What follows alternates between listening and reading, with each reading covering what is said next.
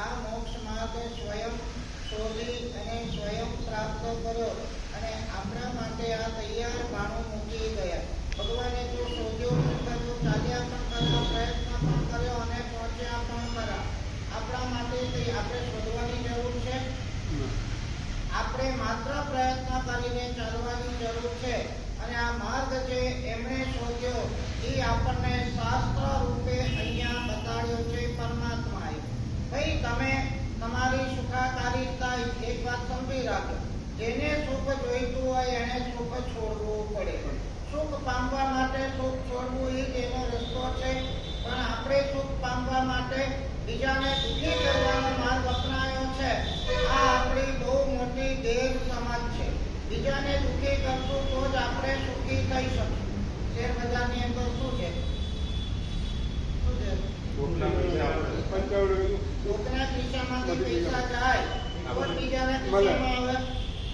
આપણા ખિસ્સામાં પૈસા ત્યારે જ આવે જ્યારે કોકના ખિસ્સામાંથી જાય તો.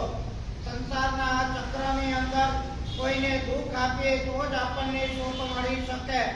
આવી વાસ્તવિકતા હોય ત્યારે આપણે નક્કી કરવું પડે, ભલે કદાચ હું સુખી થઉં પણ સુખી એવી રીતે મારે થવું છે બીજાને દુઃખી કર્યા વગર. બીજાને દુઃખી કરીને સુખી થવાનો માર્ગ અનેક ગણા દુઃખી થવાનો આ આપણો માર્ગ છે. આપણે દુઃખી ન થવું હોય તો બીજાને દુઃખી ન કરાય. સવે જીવા પિયાવવા સવે પાણા પિયાવવા. આચારામનું આ એક મહત્વનું સૂત્ર છે. સવે પાણા પિયાવવા. બધાને પોતાનો પ્રાણ પ્રિય છે. કોઈને જીવાડવાની મારી તાકાત નથી તો કોઈને મારવાનો મને અધિકાર પણ નથી. કોઈને જીવાડી શકતા નથી, આપણી જાતને પણ જીવાડી શકતા નથી આપણે, તો બીજાને મારવાનો કોઈ અધિકાર નથી. આ ધરતી ઉપર આપણે આવ્યા છે, આપણે એવી રીતે જીવવું છે. આ એક સાધુ મહારાજ એક મુમુક્ષુ જ્યારે દીક્ષા લે ને ત્યારે 14 રાજલોકના જીવને અભય દાનની ઘોષણા પડવો વગાડે છે. હે 14 રાજલોકના જીવો, હવે તમે મારાથી નિશ્ચિત થઈ જાઓ.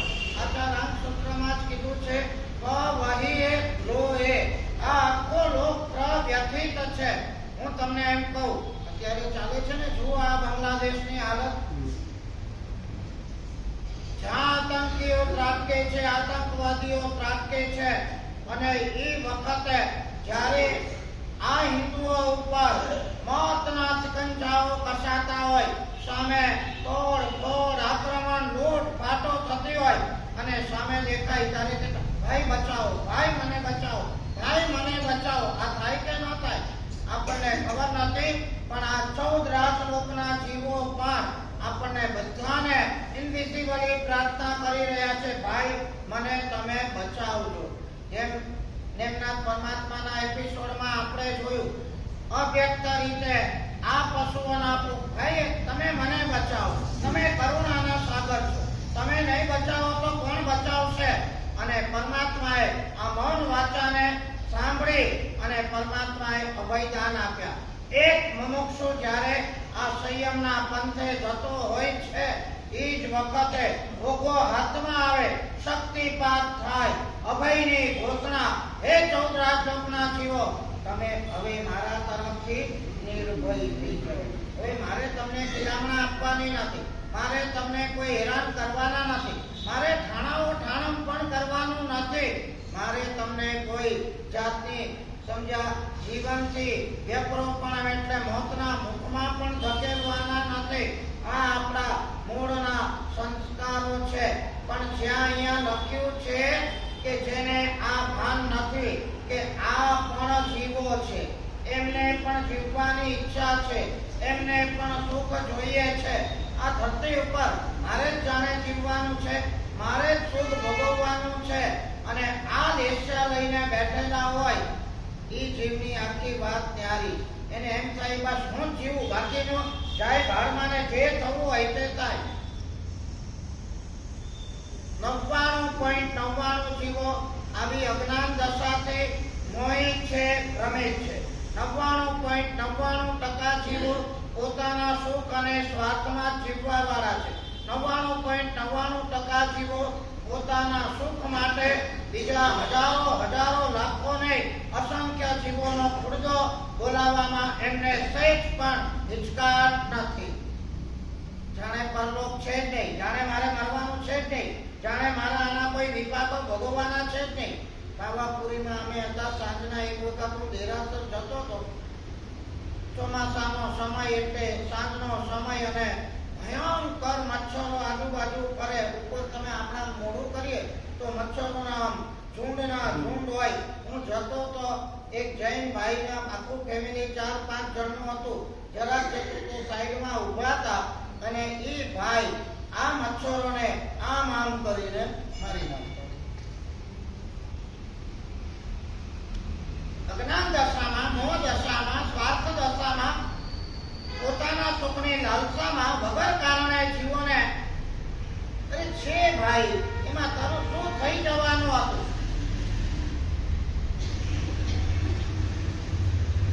વિચાર કરો કે આપણું સૌભાગ્ય છે કે આપણને હજી થોડી થોડી ગુણી લાગણી, ગુણી બુદ્ધિને ગુણું અંતર મળ્યું છે અને આ સમજ મળી. પણ આ વીરા મહાવીર આ મોક્ષનો માર્ગ એ વીર પુરુષોએ કુંદેલો છે અને વીર પુરુષો જ આના ઉપર જઈ શકે છે. આ ધરતી ઉપર મને એકલાને જીવવાનો અધિકાર નથી. રોજ જુદા જુદા એંગલથી હું તમારી સુસુપ્ત ચેતનાને જાગૃત કરવાનો એક પ્રયાસ કરું. જ્ઞાન, સમજણ અને વૈરાગ્યથી આપણા આત્માને ભાવિત કરવાનો એક પ્રયાસ છે. જો જ્ઞાન નહીં હોય, જો સમજણ નહીં હોય, જો વૈરાગ્ય નહીં હોય અને જો આચાર સંપન્નતા નહીં હોય તો આપણો આરો વારો નથી એમ સમજી લેજો. કઈ ચાર વસ્તુ કીધી? જ્ઞાન, આજે સમજણ, જ્ઞાન, સમજણ, જ્ઞાન આયા પછી સમજણ આવે, સમજણ આયા પછી વૈરાગ્ય આવે, વૈરાગ્ય આવે પછી આચાર સંપન્નતા આવે. આ આપણા જીવનની સાર્થકતાનું માપદંડ છે. આનાથી જરાક વિપરીત ગયા એટલે પતી ગયું. તમારું ઘર એટલે હિંસાનું કતલખાનું છે. સાંજના જરાક મચ્છર થયા, લાવો બેડમિન્ટન. જોયું છે ને તમે તો? ક્યાંય કોઈ દયા જ નહીં, કરુણા જ નહીં. ધાડ કેવા અવાજ આવે છે. એક મચ્છર મરે, આટલી નિષ્ઠુરતા ને નિર્દયતા મને કાઢવું ના જોઈએ. આગળનું સૂત્ર એ જ આવે છે, સાયં ગવેષમાણા પરસ્ય દુઃખમ વિરંતી. માણસ પોતાની સાતા માટે, પોતાની સુખશીલતા માટે, પોતાની સમજ્યા પોતાના આનંદ માટે અને પોતાની અનુકૂળતા માટે એક સરસ મજાનો કોચલો રચે છે. મને કોઈ દુઃખ પડવું જોઈએ નહીં, મને કોઈ તકલીફ પડવી જોઈએ નહીં. આખું આ પહેલા સૂત્રનું પહેલું અધ્યયન અને આ બધા ઉદ્દેશનો સાર એટલો જ છે કે તમે કોઈ જીવને હિંસા, વિરાધના કે કોઈને દુઃખ ના આપો. ભાઈ 6 જીવને કાંઈને પણ જીવવાનો અધિકાર છે. એક વખત પણ તમે ગમે તે કારણે હિંસા, આને મોટા ભાગે આ તો આપણે થોડી સમજ છે, બીજાને સમજ ક્યાં છે? અને હવે તો દુઃખની વાત છે, જૈનોમાં પણ કેટલાને સમજ છે, કેટલાને લાગણી છે, કેટલાને દયા છે અને કેટલાનું આવું પોઝિટિવ આચરણ છે. બહુ મોટા સવાલો. એક વખત હું મલાડમાં ગોચરી ઓળવા ગયો, નાનો હતો. નોકરસીમાં ગયો અને જેવો ઘરમાં ધર્મલાભ કરીને પ્રવેશ, આ બધા દાખલાઓ જોઈ અને ક્યારેક એમ થાય કે એક બાજુ આવી ઉગ્ર તપસ્યાઓ દેખાય, સાધનાઓ દેખાય, આરાધનાઓ દેખાય ને બીજી બાજુ જેવો અંદર ગયો એક બેન હતા. ઘરની દિવાલની કિનારીમાં કીડીઓની લાઈન જતી હશે અને આ બેન જૂના જમાનામાં ઓલું હતું ને ઘાસલેટનો પંપ એ છાંટતા હતા. જરાક આગળ ગયો, મને એમ કે કદાચ સાઈડમાં છાંટતા હશે એટલે કીડીઓ જતી રહે. પણ જોયું ધ્યાનથી તો એ કીડીઓ ઉપર જ પંપ છાંટતા હતા. નહીં છુટકારો થાય. સંસાર ભલે કદાચ તમારાથી ન છૂટે પણ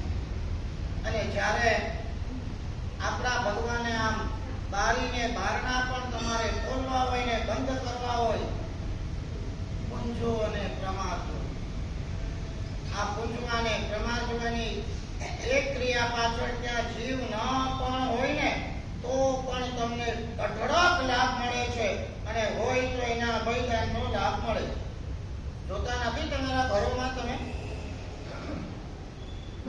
દારૂનું ખોલો ને બંધ કરો ને 2-4 કલાક પછી ઓલી મરેલી દેહ કરોડી નીચે દેખાય છે. આંખ નીચે ને ચલો કોંજરી બધાના ઘરમાં છે. મયંકભાઈ દંડાસન કેટલાના ઘરમાં છે?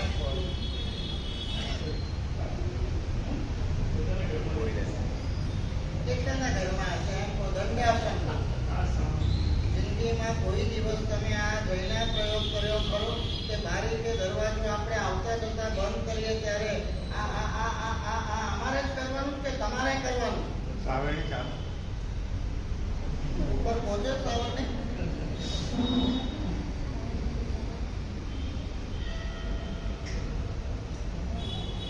આપણે ખોટા તર્કો વિતર્કો કરીને આપણી જાતને છેતરવા દ્વારા આપણા પગ ઉપર કુવાડા મારવાના કામ કરીએ. અંગ્રેજીમાં કીધું છે the way of truth is very narrow. સત્યનો માર્ગ બહુ સાંકડો છે. આપણે એકલા જ ત્યાં જવાનું છે.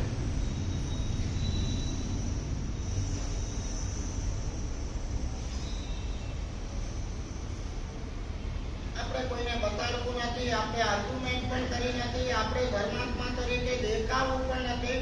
કચ્ચે સચ્ચે ન હોય એવા શાસ્ત્રનો છેલ્લો શબ્દ આ છે, તમે તમારું હૃદય સાફ સુથરું ને સાચું રાખી અને કરો. જે કરવું હોય એ કરો. કોઈને બતાડવા માટે નથી કરવું. હું ધર્માત્મા છું એ બતાડવા દેખાડો કરવા નથી કરવું. આનાથી મને પુણ્ય મળશે એના માટે પણ નથી કરવું.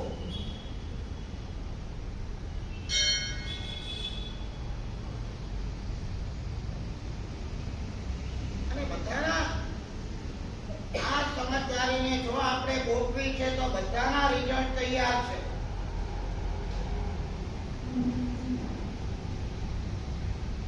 આપણે આપણા પૂરતી એક ફ્રેમવર્ક બનાવી દો. હું છું, મારું અસ્તિત્વ છે, મારે અહીંથી જવાનું છે ને મારા ફ્યુચરને મારે જ સેવ કરવાનો છે. આ બધી માયાજાળ છે. રોજ આપણે વિચારીએ છીએ પણ આત્મસાત કરવાનું છે. આ બધા દાખલાઓ જોઈને કોનો ભરોસો એમ ખોટો ખરાબ હોય.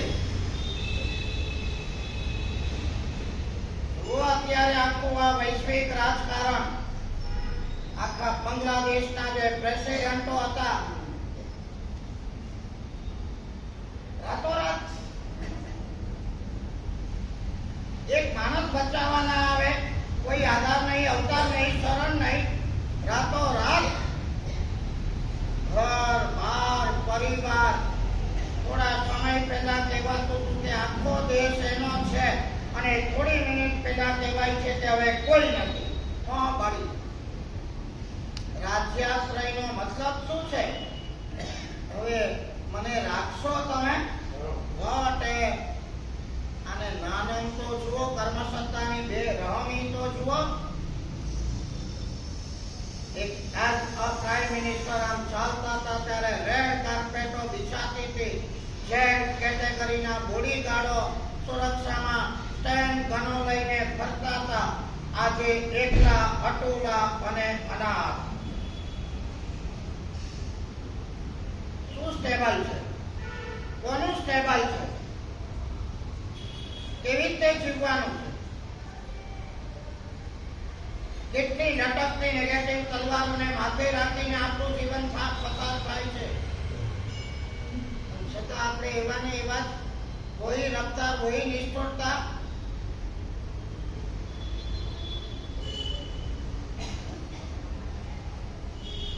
આ બધું આપણા ધર્મની ભાવિ સુરક્ષા માટે પણ હવે બહુ જ સારી રીતે વિચારવાનો સમય પાકી ગયો છે. તમને કદાચ ખબર નહીં હોય, અફઘાનિસ્તાનમાં પણ ભરપૂર જૈન ધર્મ ફેલાયેલો હતો. અફઘાનિસ્તાનમાંથી પણ આજે જૈન ધર્મના ભરપૂર અવશેષો નીકળે છે. આજે શૂન્ય છે. મૂળ અફઘાનીઓ ઉપર પણ તાલિબાનો જમાવીને બેસી ગયા. 500 વર્ષ પહેલા મુઘલ સામ્રાજ્યની અંદર પણ આ વિધર્મીઓએ આપણા મંદિરો અને મૂર્તિઓને ધ્વસ્ત કરવામાં ક્યાંય કોઈ કચાશ છોડી નથી. અને આજે નજારો જોયા પછી એમ લાગે ગયું અફઘાનિસ્તાન આખા વર્લ્ડમાં જૈન ધર્મ તો સીમિત થઈ ગયો. પાકિસ્તાન આખું જૈન ધર્મથી ભરેલું હતું. લાહોરની અંદર એટલા મંદિરો, એટલી મૂર્તિઓ, એટલા અપાસણો, એટલા ચોમાસાઓ, એટલી ધાર્મિકતાઓ, એટલી હજારો જૈનોની વસ્તી હતી. આજે બધું સાફ થઈ ગયું. હવે આવ્યો બારો બાંગ્લાદેશનો અને ખાલી હિન્દુસ્તાનનો નહીં આવે એ કહી શકાય એવું નથી. શું કરશું આપણે? આજની તારીખમાં જોઈ લો તમે, લખ્યું છે કે આજની તારીખમાં 1 કરોડ હિન્દુઓ ને ત્યાંથી ભાગવું પડે એવી નોબત જો આવી હોય, જૈનોને ભાગવું પડે એવી નોબત આવી હોય, હિન્દુ અને જૈન મંદિરો ધ્વસ્ત થવાની નોબત આવી હોય, તો હવે આ વિચારવાનો સમય પાકી ગયો છે એવું નથી લાગતું?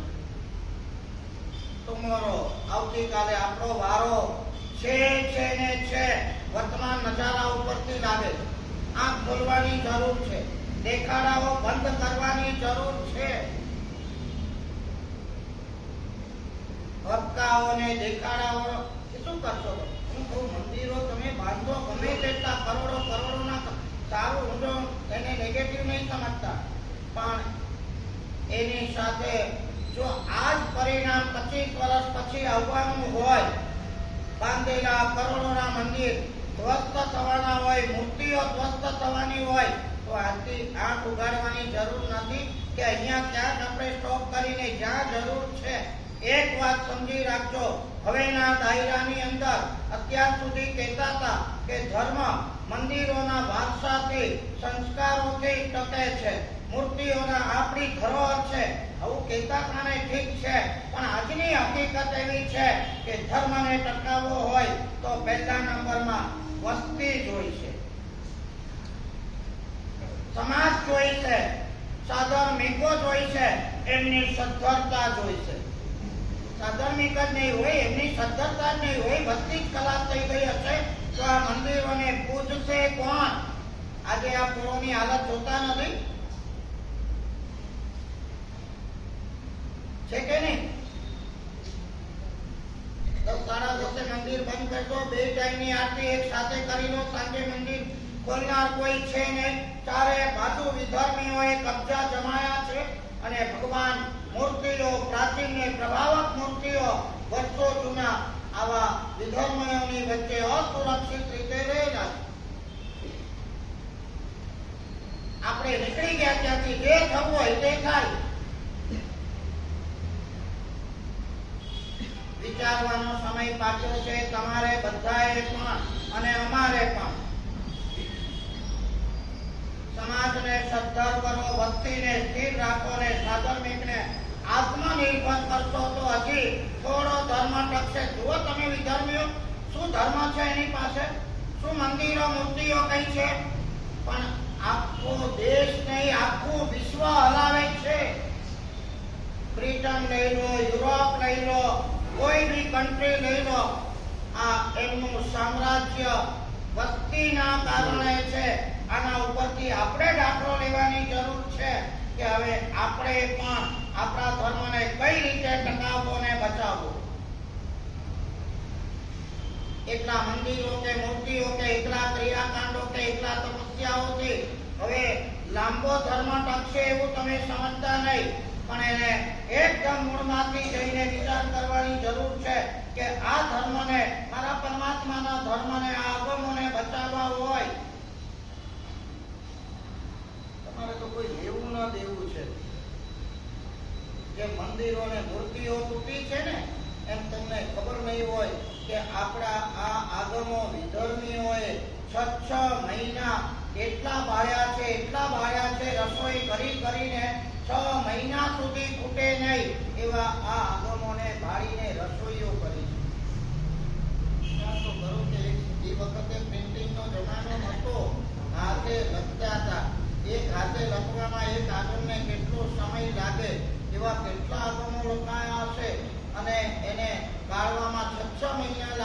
હોય, તમને ખબર નથી ને, સર્જનમાં વર્ષોના વર્ષો વીતી જાય, વિસર્જન માટે એક ક્ષણ બાકી છે. આ આપણી દુર્દશાઓ છે. અને આપણે ઉત્સવ ને જલસાબાજીની અંદર જૈનમ જયતિ શાસનમ,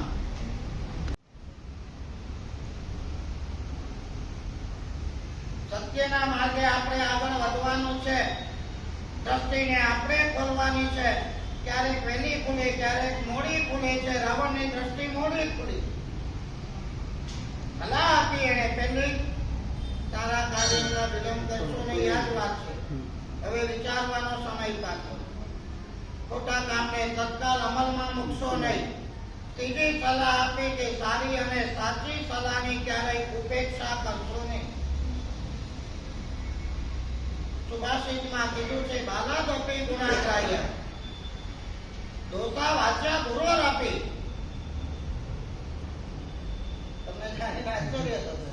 સુભાષિત શું કહે છે ખબર છે?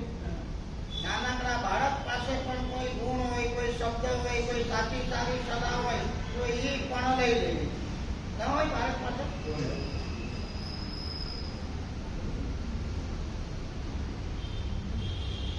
દોષા વાચ્યા ગુરોરપી. કોઈ ગુરુ હોય, કદાચ મોટા માણસ હોય, બુદ્ધિશાળી હોય, વડીલ હોય, અને એ પણ એમ લાગે કે ત્યાં આગળ પાછળ થાય છે, ભૂલ ભોલાની ચણા છે, તો એને બી પ્રેમથી કહી શકાય. તમે બરોબર નથી કરતા, પ્રેમથી. દોષા વાચ્યા ગુરોરપી. સંસારને વ્યવસ્થાને વ્યવસ્થિત ચલાવવી હોય તો બધું કરવું પડે, પણ એની પાછળ આશય આપણો શુદ્ધ. હવે આ કાગળીઓ મને શું સલાહ આપવાનું? બેસ હવે, તારા કરતા ઘણી દિવાળી મેં જોઈ. બંધ કરજો આ બધું, એમ કહું. આપણને જ્યાં સારું મળે બનવા જો છે, ત્યાં કોકની એક સારી રીતે, કોકને બે સારા શબ્દો, એ પણ આપણા જીવનના ઉત્થાન માટે બની શકે છે.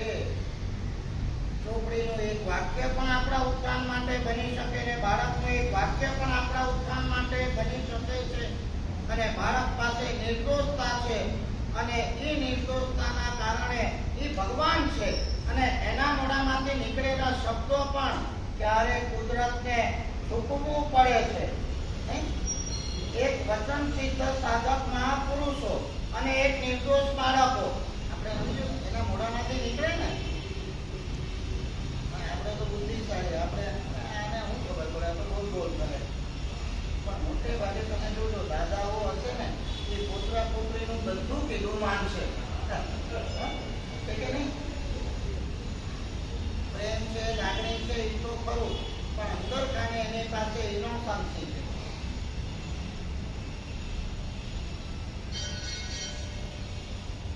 સાચી અને સારી સલાહ છે. હું તો ભાન ભૂલ્યો તો વિભીષણે મને કીધું ખરું કે ભાઈ તમે આ શું કરો છો, અટકી જાઓ. પણ એ વખતે મારું ગુમાન, મારો અહંકાર, સારું ભલે વિભીષણ નાનો હતો પણ એની સલાહ સાચી હતી. કોઈ પણ વ્યક્તિની નાની હોય કે દુશ્મન હોય, એની પણ સારી અને સાચી સલાહ લેવામાં સંકોચ રાખશો નહીં, ઉપેક્ષા કરતા નહીં. મેં ઉપેક્ષા કરી, મારે આ મોતના ખપ્પરમાં જવાનો મારો આવ્યો તે વખતે આ વિભીષણ તારી વાત સાચી છે, મારે આ ન કરવું જોઈએ. નાના માણસ આપણી ભૂલ ના બચાવી શકે, નાના માણસે બચાવેલી આપણી ભૂલનો આપણે સ્વીકાર ન કરી શકીએ. આ જ સ્પોર્ટ્સમેનશીપ છે, આ જ ખેલદિલી છે, આ જ સ્વભાવની ઉદારતા છે, અને આ જ આપણી સાચી ધાર્મિકતા છે. વણ માંગે કોઈને સલાહ આપશો નહીં, પણ કોઈની સાચી સલાહ હોય તો લેવામાં સંકોચ રાખશો નહીં. માર્મિક વાત, બે લીધી. વગર માંગે સલાહ આપવા જશો તોય તમે મરી જશો. બે હવે ત્યારે જોયો, ઘણા જોયા. મૌન રહેવામાં જ મજા છે, ના બોલવામાં નવું ગુણ છે. પણ મનવેરા કોઈની સાથે તમે છે ને ખોટા ગણિતો ના બાંધતા, ગ્રંથિઓ ના બાંધ. એમ આપણે બધાનું સાંભળી લઈએ તો બધા ટોક ટોક જ કરે આપણને, વણ માંગી સલાહ આપ્યા જ કરે. આવું બધું નહીં લાવો. આપણે આપણા ઉપર ઉપર છે. મને કામની સલાહ છે કે છે, ચલો મને કામની હોય તો લઈ લો ને નહીં તો આગળ વધો. વાત પૂરી કરો. ખોટી સલાહ હતી ભાઈ, તમે ન જાઓ. રાવણને અંધાપો હતો, વિભીષણ જાગતો હતો. રાવણ અહંકારમાં ચક્ષુર હતો, બતાવી દઉં રામને, પણ વિભીષણ સ્થિત પ્રજ્ઞ હતો. આનું પરિણામ શું આવશે રાવણને ખબર નથી, પણ વિભીષણને ખબર હતી કે આનું દુષ્પરિણામ શું આવશે. બહુ પ્રેમથી સલાહ આપી, ભાઈ તમે આ બરાબર નથી કરતા, દોતા વાચા દુરોર આપી, અને છતાં અહંકાર આંધળો છે. સાચા માણસનું દર્શન નથી કરાવતો અને સાચા માણસની સાચી સલાહનું પણ દર્શન નથી કરાવતો. એનું નામ છે અહંકાર. આ માણસ સાચો છે એ બી ખબર ના પડે, આ સાચી સલાહ આપે છે એ બી ખબર ના પડે, અને આના કારણે શું દુષ્પરિણામો આવશે આ પણ ખબર ના પડે. આ ત્રણેય ચીજો અહંકાર આંધળા બનાવી.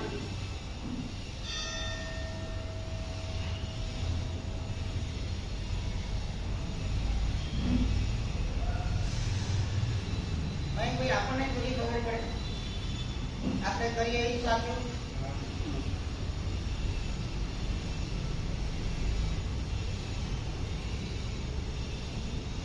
જીવનને એકદમ સ્મૂથ શાંત રાખવું હોય ને તો આ બધી ટીપ્સ અપનાવવા જેવી. બિલીવ નહીં કરો. રોજ હું તમને કહું છું 45 વર્ષનો પૈસાયા જેવો ગુરુ મહારાજનો સ્વભાવ. ગુરુ એ છે 80, 85, 90 વર્ષના, 70 વર્ષનો દીક્ષા પર્યાય, અણિશુદ્ધ, નિર્મળ, નિર્દોષ, નિખાલસ સ્વભાવ, પુણ્ય ભજકનું, બુદ્ધિ પણ ભજકની. જૈન શાસનના એક કોઈનું રત્ન ને અમારા સમુદાયના પણ એક ચાણક્ય અને કોઈનું રત્ન સર્વમાન્ય અજાત શત્રુ આ ગુરુ હતા અમારા. તમે જાણીને આશ્ચર્ય થશે. ડગલે ને પગલે શાસનના અમારા કાર્યો હોય, ઘટનાઓ હોય, વાતોચીતો હોય, ચર્ચાઓ હોય. હવે આમાં મોટો હું કે અમે તો નાના એમના મચ્છર જેવા શિષ્ય. સાહેબ કે અમારે કરવાનું હોય એ પ્રોટોકોલ છે, પણ મોટે ઘણી વખત ઘણા કામોમાં સાહેબ મને પૂછે કે આમાં આપણે શું કરવું જોઈએ. સાંભળીને આપણે ભૂલા થઈ ગયું. ત્યાં તીર્થંકર જેવા ભગવાન એ આપણને કે આપણે શું કરીએ અને આપણે શું કહીએ. ગુરુની વાત મને પૂછો તો મચ્છરનો મચ્છર જો આપણી સામે. આ બધા મહાન છો, ભગવાન છો, ગુરુ છો, બુદ્ધિશાળી છો, પુણ્યશાળી છો, અનુભવી છો. અને એ વખતે ગુરુજી પણ કહેતા હતા કે કોઈ પણ કાર્ય હોય ને 2 જણને પૂછીને કરવું છે. એમાં ક્યાંક આપણે ભૂલતા હોઈએ તો નાના તરફથી પણ આપણને સાચો ટ્રેક મળે, બચી જવાય. અને ચોથી સલાહ રાવણની એ હતી કે તમારા અહંકાર ઉપર મુસ્તાક ક્યારેય નહીં રહેતા. બધું ઇન્ટરકનેક્ટેડ. તમે સાચી સલાહ ન માની, સારી સલાહ ન માની, ધેટ મીન્સ તમે તમારા અહંકાર ઉપર મુસ્તાક છો. તમે માનો છો એ સાચું છે એવું તમને લાગે છે. રાવણ અને અમારા ગુરુદેવમાં ફેર આ છે. મોટો તો એ પણ હતો ને મોટા તો આ પણ હતા, પણ હકીકતની અંદર મોટા એ છે જે ઝૂકીને રહે છે. કોણ મોટા? નાના આગળ પણ નાના થઈને રહે. મેં જોયું છે ગુરુ મહારાજને નાનો 3-4 વર્ષનો છોકરો. ગુરુ મહારાજે એમની જિંદગીમાં મોટા કરોડપતિઓ, શેઠિયાઓ, શ્રીમંતો કે ટ્રસ્ટીઓ એની સાથે મેં બેસતા ક્યારેય 10 મિનિટ જોયા નથી, ચર્ચા કરતા જોયા નથી. પણ નાના બાળક આવે 3-4 વર્ષનો તો ગાંડા ઘેલા થઈ જાય, રમવા બેસી જાય. મજા આવતી. આ બાળક સાથે બાળક બની જવું પડે. ગમે તેના સાથે નાના બનીને રહો તો તમે મોટા બની જશો. કરવા ફરી જશો રાવણની.